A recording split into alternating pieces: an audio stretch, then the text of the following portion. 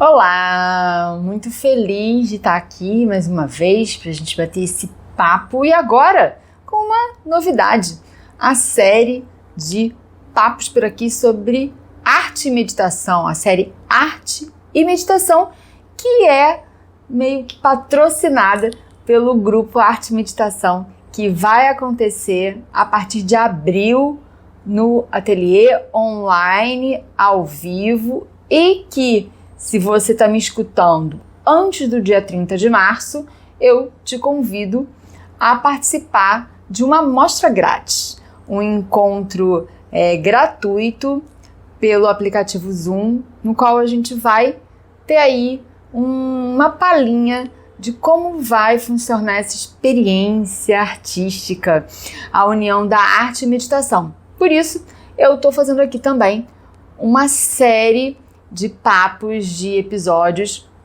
para a gente abordar alguns aspectos dessa relação e você entender um pouquinho mais profundo. E hoje, nesse nosso papo de agora aqui, desse episódio que inicia essa parte primeira aí, de conteúdos, a gente vai falar sobre esse tal do julgamento e essa tal da crítica, esse burburinho que fica na nossa mente, principalmente quando a gente se defronta com os nossos rabiscos, nossas cores, nossas formas no papel. O que será que isso tem a ver com esse encontro mágico aí, meditação e arte? Agora você vai descobrir. Quando eu iniciei as minhas experiências de arte, lá em 2016, mais exclusivamente, né? Se você já escutou outros podcasts, você já está por dentro de que a arte é minha amiga, minha companheira desde sempre. Eu acredito que dei os primeiros passinhos, encontrei um gizão de cera ou um lápis de cor e eles foram meus companheiros até agora, até então. Por volta de 2016, eu já tinha um incômodo dentro da minha formação de arte-terapia, dentro da minha formação artística. Eu não cursei, como eu já falei aqui, um curso clássico de belas artes. Eu estudei em diversos cursos livres, no Parque Lage aqui do Rio de Janeiro, indo em casas de professoras amadas para entender um pouquinho mais sobre a pintura. Sempre fui uma curiosa, né, e autodidata mesmo nessa relação com a arte. Sempre desejei buscar isso. E o que me incomodava muito nessas minhas experiências da arte, dentro dessa formalidade de cursos e até na própria formação também, era que a gente às vezes se limitava muito, né? A própria didática limitava um pouco a gente. A arte-terapia me abriu um pouco os olhos. Eu falei, tem uma outra forma aí da gente experimentar a arte, né? Mas ainda tinha um pesar terapêutico, diagnóstico, tinha uma nuvem ali terapêutica, uma carga ali que, para mim, não ligava, não trazia, não era bem o meu approach. E o que em 2016 surgiu na minha vida, né, foi a oportunidade de eu estar me dedicando a esse fazer arte, tanto numa experiência mais visceral, pessoal, quanto também de ofertar esse fazer arte a outros, né, através das oficinas de criatividade pela arte. E o que eu comecei a me deparar é que a gente tinha um grande bloqueio, né, esse incômodo que a gente sentia quando a gente estava ali criando e que eu sentia a vida toda, depois da adolescência, porque quando criança não tinha incômodo nenhum. Para mim, todos os meus desenhos eram lindos, para mim, todas as minhas artices eram maravilhosas, para mim, todo o papel, todo o lápis era bom para eu desenhar. Então, não tinha tempo fechado comigo. Então, quando eu era criança, eu tinha essa fluidez na criação. E essa vontade de voltar, de retomar com esse contato, dessa fluidez, né, de entrar ali nesse processo fluido da criação, me encontrar, né, assim, me encontrar com o que, para mim, representava esse grande ahá, esse grande fazer arte, que foi meio que enquadrado pela nossa sociedade por inúmeros motivos que a gente não vai falar aqui agora, não é esse o objetivo. Se você tem curiosidade, volta lá no episódio 1 aqui do podcast, que eu tenho uma série sobre arte, consciência e expansão. Eu falo um pouquinho desses processos, mas aqui eu quero falar do incômodo, né? Do incômodo depois da fase adulta, e que fica muito aclarado que é o julgamento, que é a crítica, e na hora, né, nesse momento da arte que está espelhando aí o momento da vida, e que hoje em dia a gente vê, né, que através desse crescimento gigante que a gente tem na nossa sociedade, de até uma certa adultização mais cedo, né, da nossa parte infantil, das crianças, a gente vê que a gente está aí com esse movimento cada vez mais sendo esticado, né, avançando quase que na primeira infância, né? Lastimável, mas estamos aí para agirmos e modificarmos. Então vamos lá, para eu não me perder aqui e você ficar assim, meu Deus, o que ela está falando? O fato é que lá em 2016 eu comecei, a partir do meu processo, a investigar que era sim um julgamento e uma crítica excessiva que me atrapalhavam. Era eu estar sentada ali, sentadona ali para fazer o meu processo e ficar paralisada por um julgamento e uma crítica excessiva.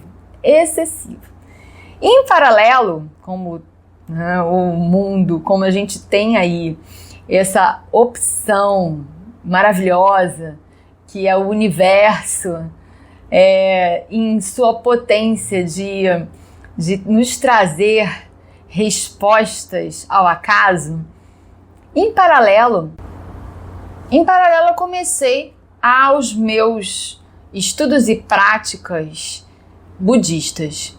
E eu sempre tive afinidades com esse lado humano divino, espiritual. Espiritual não no sentido religioso, mas no sentido do que é maior do que nós. Em algo que está além, que está além do inexplicável em nós. Mas eu comecei esse estudo, essa prática, como uma curiosa e também por uma necessidade de, entre aspas, acalmar a minha mente. Automaticamente eu fui chegando em algumas práticas de respiração, a yoga foi chegando junto comigo, eu fui me aproximando da yoga, fui me aproximando de práticas meditativas, encontrei um livro maravilhoso que depois eu venho falar nos próximos episódios dessa série mais a fundo com ele, assim, muito ao acaso. Então foram surgindo, a partir do momento que eu me coloquei nessa experimentação da arte, a partir do momento que eu fui visualizando os meus bloqueios, outros recursos foram chegando através da minha própria busca e vivência por caminhos inexplicáveis aqui, totalmente ao acaso. E eu fui integrando, né? Eu falei, poxa, então eu vou integrar esse momento meditativo, esse início, porque eu comecei muito a meditação através de caminhar, na natureza, foi a partir da minha ligação com a natureza, muito, muito intensa, que me ligou também a uma inspiração artística muito intensa, um espírito de descoberta, de curiosidade muito intenso, que eu comecei a integrar. Então eu comecei a usar a meditação, a contemplação, com a minha experiência da arte. E então eu comecei também, grandes começos aqui nesse podcast, a perceber que a partir do meu movimento intencional de, entre aspas, acalmar a minha mente,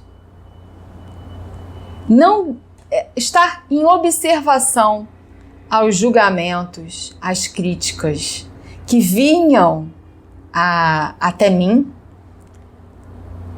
eu continuar exercitando, fazendo, aceitando o meu fazer artístico, o que eu produzia, rabiscos. Não estamos falando aqui da Paty Salvador Dalí, né? Da Paty Frida Kahlo, não. Estou falando do meu processo muito genuíno, muito intrínseco, muito pessoal meu, um desenvolvimento de uma conversa comigo. E a partir desse movimento, essas práticas eu fui integrando nas oficinas. Eu sabia que, assim como eu e teriam outras pessoas que estavam passando por esse mesmo processo, que estavam ali olhando para aquela folha em branco ou para aquela determinada atividade ser feita, que ela também ia se julgar, ela também ia se criticar, seja ela de qualquer condição, idade, uns mais, outros menos, mas eu sabia que sim, o julgamento e a crítica vinha como aquele que se apresenta na frente e pergunta: o que você está fazendo aí, menina? Não tá na hora de brincar, não. Ou essa sua brincadeira é bem esquisita, bem feinha, né? Aquele julgamento ali feroz.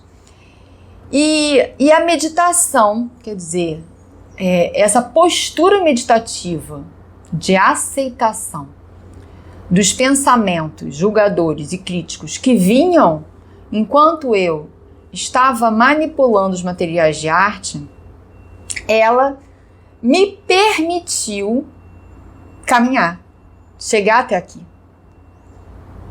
passar, né, e ter o reconforto de trazer a minha expressão para o papel. E o que é mais interessante é que você vai falar assim: então, Paty, você tá com estrelas 1000, né? Pô, 2016, 2023, caramba. Não, gente, claro que não. Por quê? Porque isso é um processo. Então, um dos motivos maiores de eu estar aqui elegendo esse podcast, além de estar falando de um primeiro pilar de quando a gente está entrando na nossa postura de estar em meditação, na nossa postura de, entre aspas, né, acalmar a mente, mas para frente também, nos próximos episódios, a gente vai entrar um pouquinho a fundo sobre isso, se acalmar a mente, essa ilusão, né, acalmar a mente, mas toda vez que nós estamos nos colocando a uma proposta meditativa, nós estamos então nos convidando a não julgar e a não criticar, nos convidando só por aqueles momentos. E o que significa isso? Significa que naquele momento todo o pensamento, toda a emoção ligada a esse pensamento, a essa postura julgadora, ela não é seguida. Ela é simplesmente acolhida, observada. Ela é chamada para brincar. Então, quando a gente está numa postura em que, numa experiência, que vamos falar da arte da meditação, que é a base aqui do meu trabalho. Por isso que eu falo, quem já participou de experiências comigo da arte, eu sempre digo, regras da nossa atividade. Não julgar, não criticar. Essa é a postura. A gente chama o julgamento e a crítica para brincar. A gente não vai renegar eles, não vai falar, não pode, você não é permitido aqui, hein? Fechei cenário para você. Não. A gente vai continuar a brincadeira. Ah, então os pensamentos vão continuar vindo? Sim. E quando você começar a ver, eles vêm e vão. Eles não ficam. São uns mais resistentes, outros nem tanto. Mas quando você começa a brincar de fazer arte, você começa a perceber que eles não são tão nem feios assim, sabe? E aí sim, a gente vai pouco a pouco, cada um no seu processo, conseguindo acalmar a mente. A gente vai tendo momentos do que eu também chamo aqui, né, pegando ali a palhinha da psicologia positiva, de flow. O momento de flow, ele é um momento meditativo, ele é um estado meditativo. Então, quando eu me proponho a entrar na experiência artística a partir de um estado meditativo, então a parte que antecede a experiência artística aqui no ateliê, ela é envolvida por um momento de meditação. Por mais que eu não verbalize isso, eu não diga isso, e essa base, ela foi feita a partir dessa experiência da Paty. Lá desde 2016, desde quando eu nasci, a experiência quando eu era criança, a observação, o contato com os ensinamentos budistas, depois um pouco mais aprimorando, buscando, como é que isso está aqui, como é que isso está aqui, chegou o livro, eu fui, pesquisei sobre atenção plena, comecei a fazer as minhas práticas diárias, incorporando na minha vida, incorporando e passando para outras pessoas. Chegamos aqui. E o julgamento e a autocrítica, Paty, estão aí, né? Eles são chamados para conversa e a partir também do meu olhar como arte terapeuta, né? No sentido de estudiosa também da plasticidade dos materiais de arte como artista plástica e como arte terapeuta da subjetividade dos materiais de arte, combinando tudo isso, traz uma experiência, então, de arte e meditação. Traz uma experiência diferente, que ela só pode ser vivenciada para ser compreendida. E a meditação traz também essa potência igualmente à arte. É impossível explicar, e eu já vi diversas explicações, como eu falei, eu me debrucei tanto na teoria e obviamente muito mais na prática, do que é a meditação. E só entende quem pratica. A arte só se entende se é praticada. A arte só se compreende se é contemplada. Ouvir falar, estar aqui comigo no podcast é maravilhoso. Eu espero despertar em você essa curiosidade. Mas somente quem vivencia, quem pratica é que pode abraçar e conhecer o que é a experiência dessa união de arte e meditação. Eu fico por aqui, convidando o seu julgamento e a sua autocrítica também para brincar junto comigo, de meditar, de fazer arte, nesse encontrão, a mostra grátis do dia 30 de março, que será bem cedinho de manhã, numa quinta-feira às 7h30 da manhã, degustação do grupo online e ao vivo, pago, tá, gente? Sim, grupo pago, de arte e meditação, que vai iniciar em abril de 2023, aqui no ateliê. Vambora e nos vemos no próximo episódio, mais um para esta série. Beijos!